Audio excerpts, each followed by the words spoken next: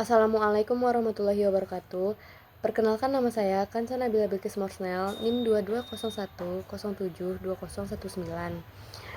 Saya berasal dari Prodi D3 Akuntansi kelas 2A.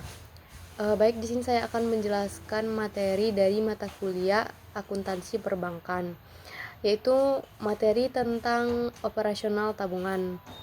Yang pertama itu adalah pengertian tabungan. Tabungan adalah suatu simpanan uang yang berasal dari pendapatan yang tidak digunakan untuk kayak keperluan sehari-hari maupun kepentingan lainnya. Tabungan bisa dilakukan di bank, dan penarikannya hanya dapat dilakukan menurut ada syaratnya gitu. Umumnya bank akan memberikan buku tabungan yang berisi informasi seluruh transaksi yang dilakukan dengan kartu, atau bisa juga dengan m-banking atau yang lainnya. Itu tuh dilengkapi dengan ada nomor PIN-nya, atau bisa disebut juga dengan nomor pribadi. Dalam menabung ada manfaatnya yang bisa kita peroleh. Yang pertama itu bisa mengatasi kebutuhan finansial di masa depan. Yang kedua itu mengatasi kebutuhan mendesak, atau kayak bisa disebut dengan dana darurat gitu. Yang ketiga itu membantu meningkatkan kualitas hidup di masa depan. Yang keempat itu membantu mengatasi kebutuhan pendidikan. Yang kelima itu adalah membantu mengatasi kebutuhan ibadah. Selanjutnya itu ada jenis-jenis tabungan. Ada beberapa jenis tabungan. Yang pertama itu tabungan konvensional.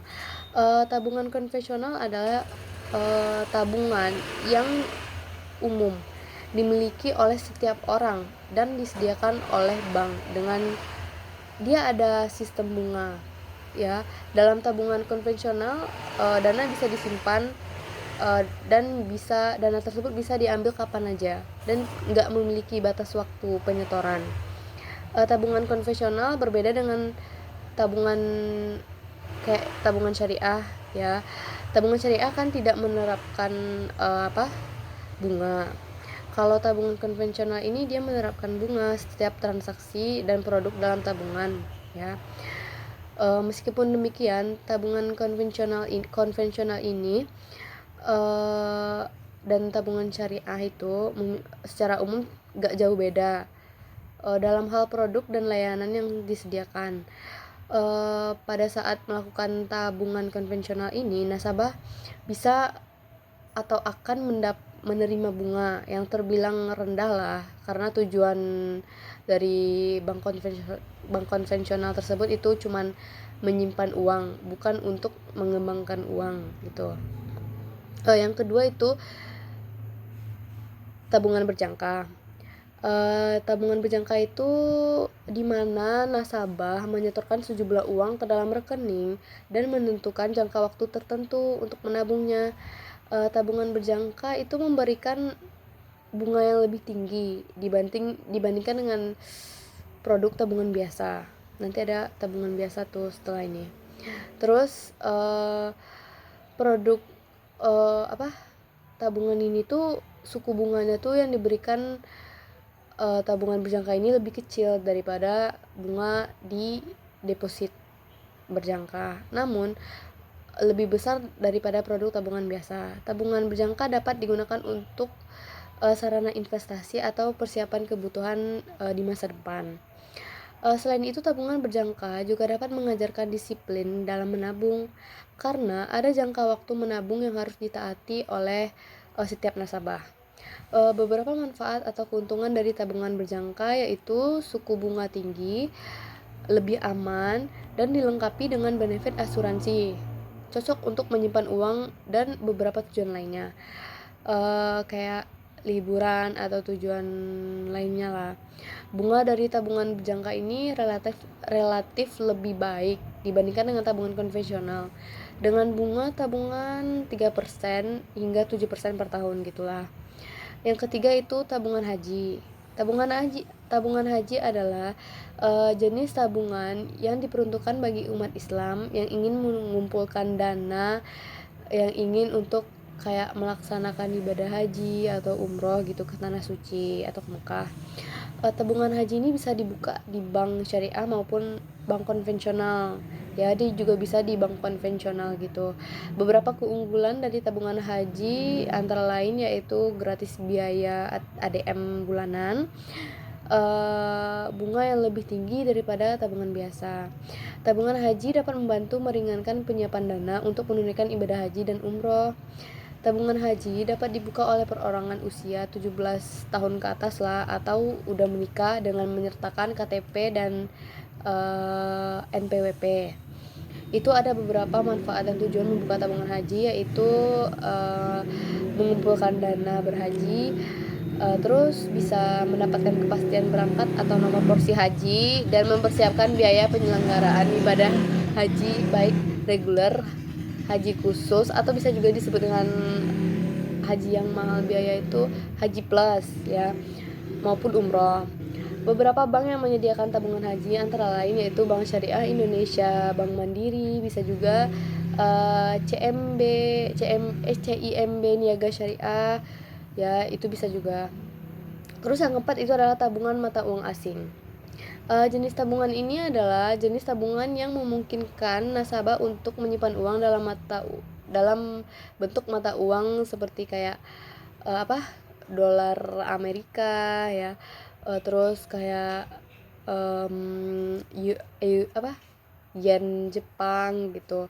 Tabungan mata uang asing ini dapat dibuka di bank konvensional maupun bank syariah. Ada manfaat dari tabungan mata uang asing ini yaitu sebagai sarana diversifikasi investasi, terus mempermudah transaksi internasional dan melindungi nilai tukar uang dan dari fluktuasi nilai tukar mata uang. Tabungan mata uang asing ini juga memberikan bunga yang lebih tinggi daripada tabungan biasa, sehingga dapat membantu meningkatkan nilai uang nasabah. Ada beberapa bank yang menyediakan tabungan mata uang asing ini, yaitu ada Bank Mandiri, Bank DBS, atau Bank HSBC, bisa juga Jenius ya. Yang kelima itu ada tabungan pendidikan.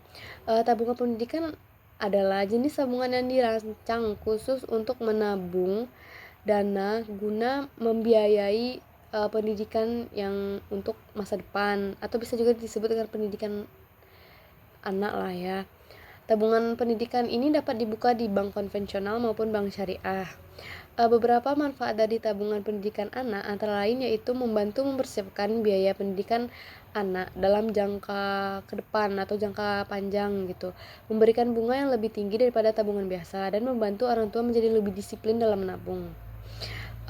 Ada tahapan tabungan rencana ini tabungan pendidikan ini berbeda-beda ya. Seperti tabungan rencana Bank Mandiri yang ada di Mandiri. Kalau yang di BCA itu namanya tahap berjangka. Kalau yang di CIMB Niaga itu tabungan tabungan IB pendidikan gitu. Atau bisa juga di BRI, di Bank BRI itu namanya Britama Rencana ya. Yang kalau di BNI itu namanya Tapenas gitu.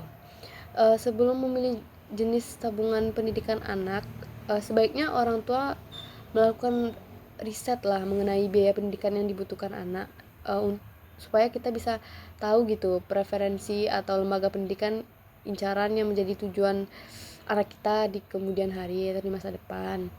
Yang keenam itu tabungan biasa. Tabungan biasa adalah kayak jenis tabungan yang bisa ditarik kapan aja ya oleh nasabah dan tidak memiliki batas waktu tertentu. Tabungan biasa memberikan bunga yang lebih rendah dibanding dengan produk tabungan lainnya seperti tabungan berjangka atau deposito. Tabungan biasa bisa digunakan kayak sarana untuk menyimpan uang jangka pendek atau kayak rekening transaksi sehari-hari gitu. Manfaat tabungan biasa ini nggak ada biaya ADM bulanannya, nggak ada juga, pokoknya bisa digunakan sebagai jaminan untuk kita mengajukan kredit. Tabungan biasa ini dapat dibuka di bank konvensional maupun bank syariah. Tabungan deposito selanjutnya itu ada Yang ketujuh, tabungan deposito. Tabungan deposito adalah jenis tabungan yang hanya dapat diambil setelah jangka waktu tertentu saja. Deposito ini merupakan salah satu produk investasi yang menjanjikan suku bunga tetap dengan jangka waktu tertentu. Deposito dapat dibuka di bank konvensional maupun bank syariah. Ya, deposito memiliki beberapa kelebihan, antara lain suku bunga yang relatif tinggi dibandingkan dengan tabungan, serta minimnya risiko yang harus dihadapi dibandingkan dengan instrumen investasi lainnya seperti kayak kita invest saham gitu. Namun pengembalian uang hanya bisa dilakukan setelah jatuh tempo, dan jika nasabah menarik dana tersebut sebelum jatuh tempo, maka akan dikenakan kayak sanksi atau penalti gitu. Penalti kalau di bank namanya, atau potongan yang harus ditanggung oleh nasabah gitu. Beberapa bank yang menyediakan deposito antara lain yaitu ada Bank Mandiri, ada CIMB Niaga, dan Oke Bank Indonesia. Terus yang ke selanjutnya itu ada tabungan emas. Tabungan emas adalah layanan penitipan saldo emas yang memudahkan masyarakat untuk berinvestasi emas. Produk emas ini bisa tabungan emas ini bisa kita menabungnya seperti contohnya di Pegadaian ya. Pegadaian itu memungkinkan nasabah melakukan investasi emas secara mudah, aman, dan terpercaya. Nasabah dapat melakukan transfer ke rekening tabungan emas. Keunggulan tabungan emas ini di Pegadaian bisa jaminan emasnya 24 karat gitu. Keamanan emas terjamin di Pegadaian ini. Dan biaya pengelolaan rekeningnya itu cukup murah gitu, atau ringan lah, 30 ribuan per tahun. Tabungan emas Pegadaian memiliki syarat pembukaan rekening, yaitu kayak identitas, KTP, atau bisa paspor, SIM gitu. Terus dia bisa mengisi formulir pembukaan rekening tabungan emas yang telah disediakan oleh bank dan membayar biaya transaksi tabungan emas tersebut. Manfaat dari tabungan emas ini adalah investasi menguntungkan ya. Nabung emas kapanpun dan berapapun yang kita mau, serta kemudahan mencairkan atau mengonversikan emas ke dalam bentuk uang secara mudah. Selanjutnya itu ada materi mekanisme pembukaan tabungan. Yang pertama itu calon nasabah itu harus membawa persyaratan ya, seperti identitas itu KTP asli atau SIM atau paspor gitu. Terus uang setoran awal dan kartu keluarga kalau diperlukan gitu. Yang kedua, calon nasabah mengisi formulir aplikasi pembukaan rekening tabungan. Yang ketiga, bank akan membuatkan buku tabungan dan nomor rekening. Ya, yang keempat itu bank akan membuatkan kartu ATM lengkap dengan PIN. Yang kelima itu calon nasabah menandatangani spesimen contoh tanda tangan surat persyaratan gitu. Terus yang keenam, calon nasabah menyetorkan kartu identitas diri yang masih berlaku kepada petugas dinas luar. Dalam pembukaan tabungan, calon nasabah harus memperhatikan beberapa hal, yaitu yang pertama itu membawa persyaratan yang diperlukan ya. Menabung sesuai dengan kemampuan finansial, menghindari penarikan uang tabungan yang tidak perlu. Terus kita menjaga juga kerahasiaan PIN ATM kita. Yang selanjutnya itu adalah mekanisme penyetoran tabungan. Tadi itu mekanisme pembukaan tabungan kan. Sekarang mekanisme penyetoran tabungan ini bisa dilakukan melalui ATM atau transfer ya antar rekening, atau bisa juga mengunjungi kantor cabang bank. Persyaratan penyetoran tabungan ini beda-beda tergantung pada jenis tabungan dan bank yang kita pilih. Terus ada mekanisme penarikan tabungan. Nasabah bisa melakukan penarikan dana dari rekening dari rekening tabungan melalui teller, ATM, atau internet banking.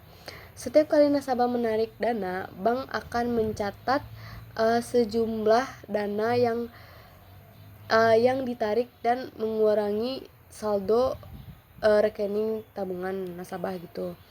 Selanjutnya itu ada mekanisme penutupan. Mekanisme penutupan tabungan itu penutupan tabungan itu bisa dilakukan dengan mengunjungi kantor cabang bank dan dia nanti disuruh mengisi formulir gitu ya ke bank. Di bank itu nanti diisi formulir penutupan tabungan. Terus persyaratan penutupan tabungan ini beda-beda sih, tergantung bank dan jenis tabungan yang kita pilih itu. Sebelum menutup tabungan, kita harus memastikan untuk apa kita udah selesai dalam mengurus biaya-biaya yang masih ada, atau transaksi-transaksi yang belum kita bayar, atau yang masih ada di dalam rekening kita. Biasanya itu ada beberapa bank yang dia kalau kita menutup rekening itu kita harus bayar sekian ribu lah. Baik, itu saja yang bisa saya sampaikan. Apabila saya salah, saya mohon maaf. Assalamualaikum warahmatullahi wabarakatuh.